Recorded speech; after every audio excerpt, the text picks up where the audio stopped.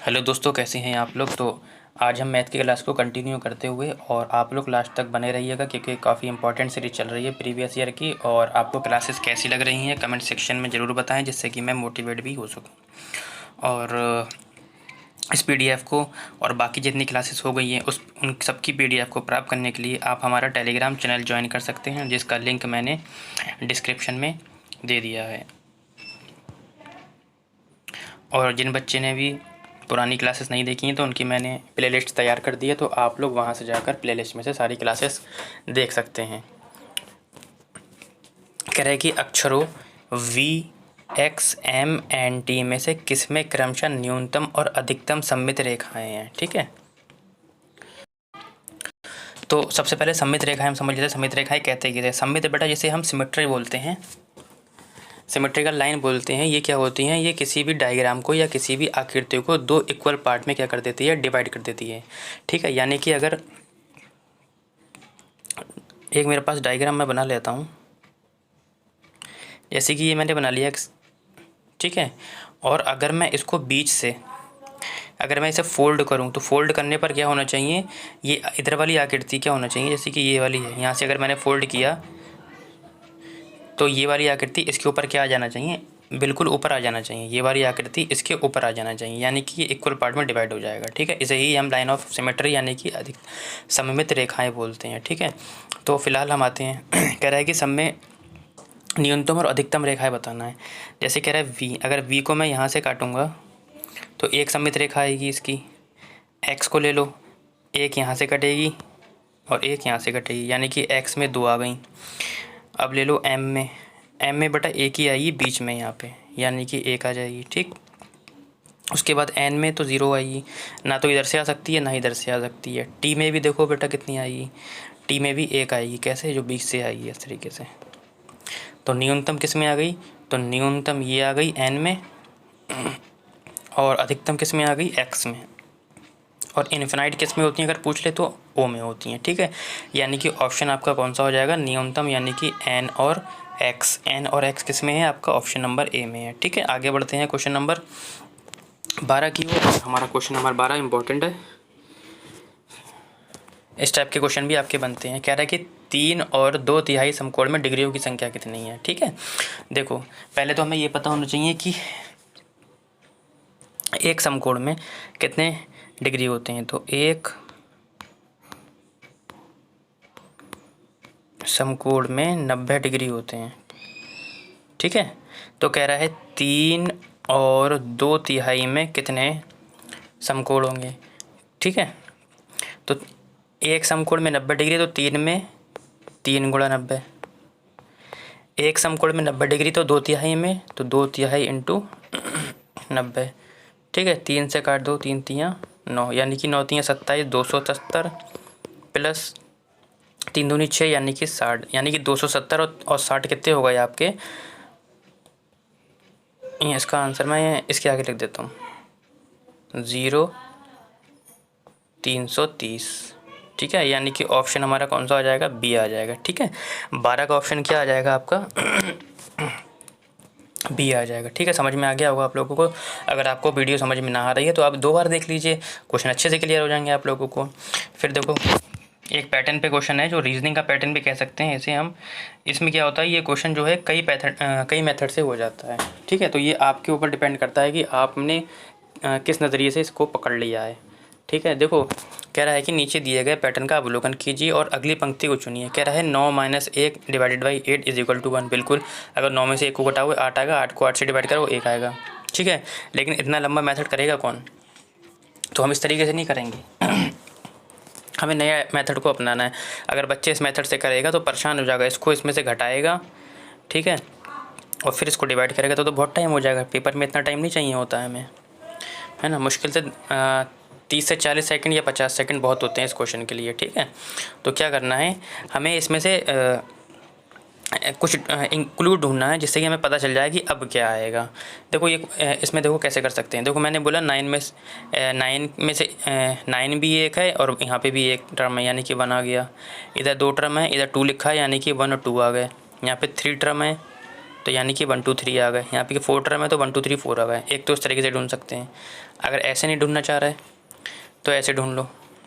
मैंने बोला यहाँ 1 है तो यहाँ पे आ गया 1, यहाँ 2 है तो यहाँ पे आ गया 1 2, यहाँ 3 है तो यहाँ पे आ गया 1 2 3, यहाँ 4 है तो यहाँ पे 1 2 4 1 2 3 4, 5 वाला ऑप्शन इन्होंने स्किप कर दिया है तो कह रहे हैं 6 का बताओ, तो 1 2 3 4 5 6, 1 2 3 4 5 6, 6 है तो 6 आ जाएगा।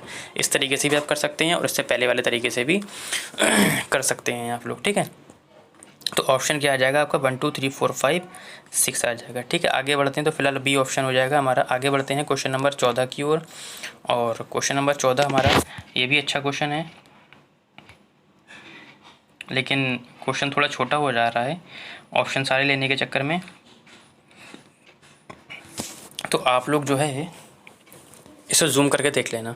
कह रहा है निम्न तालिका का अध्ययन कीजिए, ठीक है, और सही कथन को चुनना है। आप लोगों को क्या चुनना है? सही कथन को चुनना है। क्या इधर विद्यार्थियों का पसंदीदा खेल दिया रखा है और इधर विद्यार्थियों की संख्या दे रखी है। क्रिकेट में वाले 90 विद्यार्थियों की संख्या 90 है। वॉलीबॉल पसंदीदा खेल जिनकी संख्या 75 है। जो फुटबॉल पसंद करते हैं उनकी 55 है। जो बैडमिंटन पसंद करते हैं उनकी 60 है। कह रहा है एक विद्यार्थी केवल एक खेल पसंद करता है, ठीक है। अब ये ऑप्शन दे रखे हैं, बताना कौन सा सही है।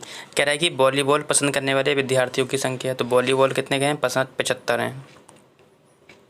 कितने हैं? 75 वॉलीबॉल वाले, ठीक है। कह रहा है संख्या बैडमिंटन पसंद करने वाले विद्यार्थियों की संख्या से कम है। बैडमिंटन वाले कहाँ हैं? ये आ गए। तो यहाँ पे तो गलत बता रहे हैं, कम थोड़ी ना है, ज़्यादा है, यानी कि ये वाला ऑप्शन कट गया, ठीक। तो ये वाला ऑप्शन ख़त्म। कह रहा है क्रिकेट पसंद करने वाले विद्यार्थियों की संख्या, क्रिकेट वाले कितने हैं? 90 हैं, ठीक है। आगे क्या कह रहा है? पसंद कर संख्या फुटबॉल पसंद करने वाले विद्यार्थियों की संख्या से 25 अधिक है। तो फुटबॉल वाले कितने हैं? ये देख लो, 55 हैं। तो कह रहा है कि इससे कितने अधिक है? 25 अधिक है। तो कैसे पता चलेगा? 90 में से घटा दो 55 को, पता चल जाएगा। 5 और 8 में से 5 का 3, ये तो 35 अधिक है। और यहाँ पे क्या बोल रहा है? ये 25 अधिक है। तो ये भी ऑप्शन गलत हो जाएगा आपका, ठीक है। अब आगे जो कह रहे हैं फुटबॉल पसंद खेलने वाले विद्यार्थियों की संख्या, फुटबॉल वाले कितने हैं? ये देखो, फुटबॉल वाले हैं आपके 55। कह रहे हैं वॉलीबॉल पसंद करने वाले विद्यार्थियों की संख्या से 15 कम है। तो वॉलीबॉल वाले कितने हैं? वॉलीबॉल वाले हैं ये। कह रहे हैं इनसे जो है 15 कम है। कैसे पता चलेगा? घटाने से पता चलेगा ना, तो घटा दो। ये तो 20 कम है और यहाँ कह रहा है कि 15 कम है। तो ये भी ऑप्शन आपका गलत हो गया। अब बचा क्या आपका? यही बचा, तो यही ठीक होगा ना, करने की ज़रूरत ही नहीं है। करना चाहो तो कर लो आप लोग, अगर आपको डाउट होता होगा। कह रहा है कि बैडमिंटन पसंद करने वाले विद्यार्थियों की संख्या, तो बैडमिंटन करने वाले कितने विद्यार्थी हैं? ये देखो 60 हैं।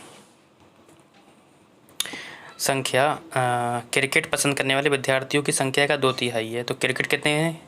क्रिकेट वाले हैं हमारे 90। कह रहा है कि इसका 2/3 है, जो वही 2/3 कर दिया। 3 3 9 और 3 2 नीचे, देखो 60 और 60 बराबर आ गए। यानी कि ये ऑप्शन आपका बिल्कुल करेक्ट है, ठीक है। यानी कि ऑप्शन नंबर हो जाएगा आपका डी। आगे बढ़ते हैं, क्वेश्चन नंबर हम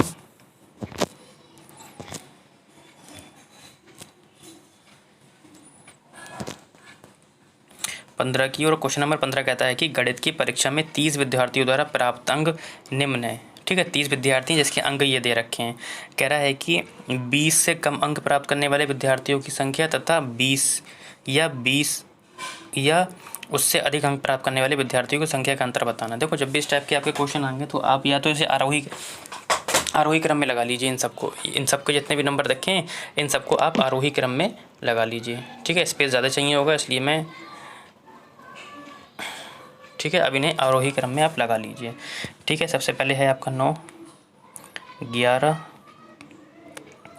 14 था, 15, 16, 17, 17, ठीक है, 18,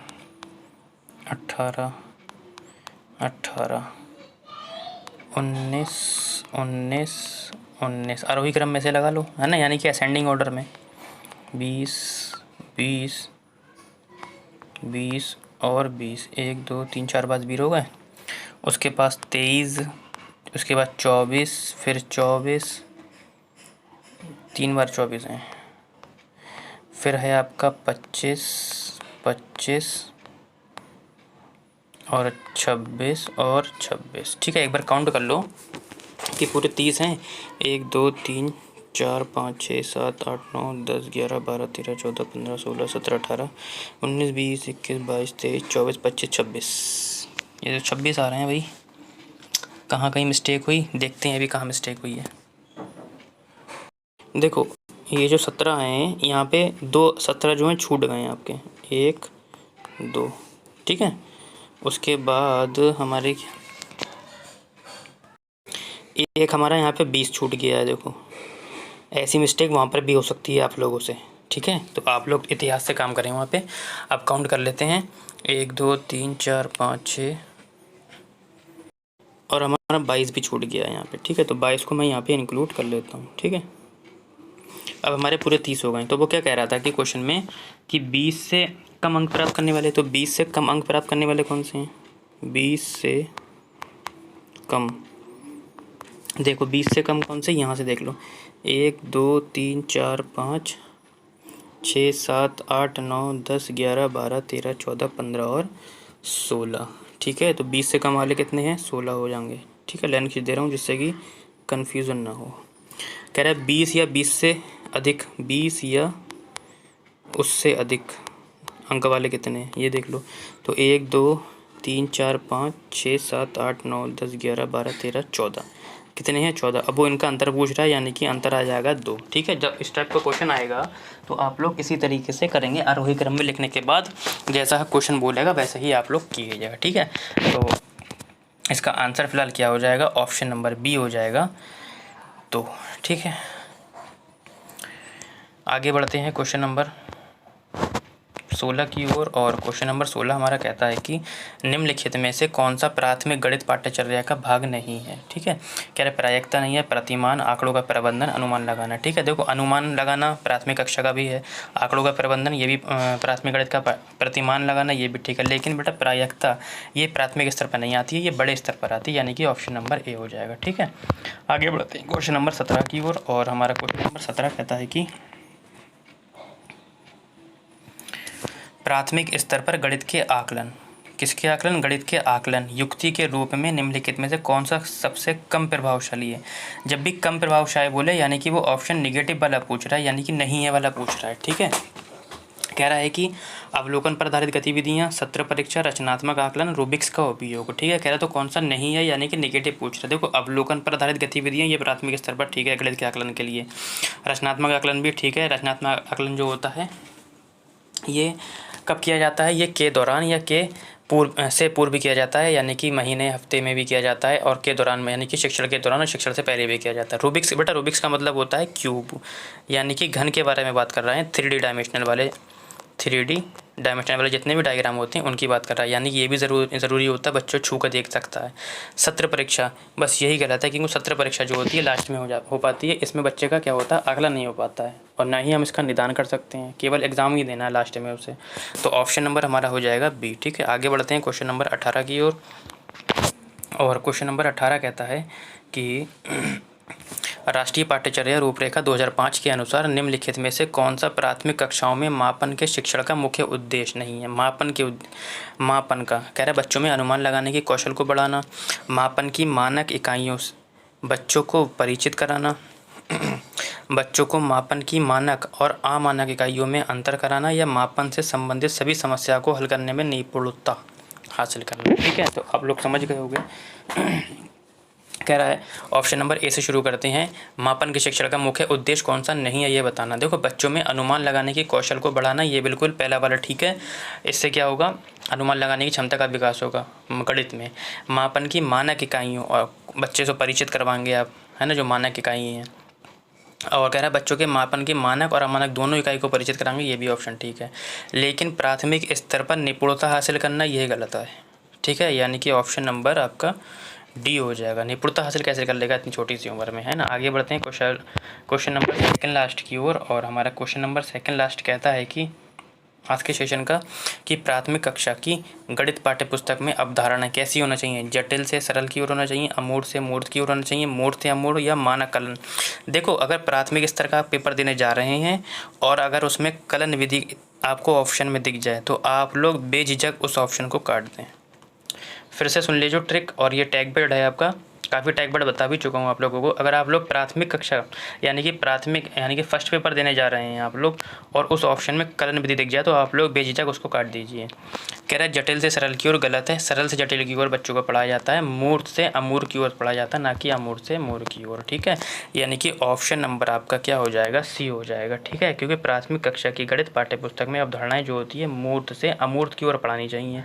मूर्ख से पढ़ाने से क्या होता है, बच्चों शिक्षक जो होता है बच्चों को वस्तु एवं चित्रों के माध्यम से पढ़ाता है ना। तो आगे बढ़ते हैं क्वेश्चन नंबर लास्ट की ओर आज के सेशन का। और आज के सेशन का लास्ट क्वेश्चन कहता है कि निम्नलिखित में से कौन सा स्कूली शिक्षा का एक स्तर नहीं है जो कि राष्ट्रीय शिक्षा नीति 2020 में प्रस्तावित है। ठीक है, कह रहे बुनियादी स्तर, प्राथमिक स्तर, प्रारंभिक स्तर, मिडिल स्तर। तो 2020 के अनुसार जो प्रस्तावित है कौन सा अब नहीं है। देखो बुनियादी स्तर है, प्राथमिक स्तर भी है, मिडिल स्तर भी है, लेकिन क्या है आपका प्राथमिक स्तर नहीं है। तो प्राथमिक स्तर है क्यों नहीं, प्राथमिक स्तर ऐसे नहीं है क्योंकि प्राथमिक स्तर पर बच्चों को औपचारिक रूप से नहीं पढ़ाया जाता है। क्या है, इस स्तर पर क्या होता है, औपचारिक रूप से नहीं पढ़ाया जाता है ना, नहीं पढ़ाया जाता है।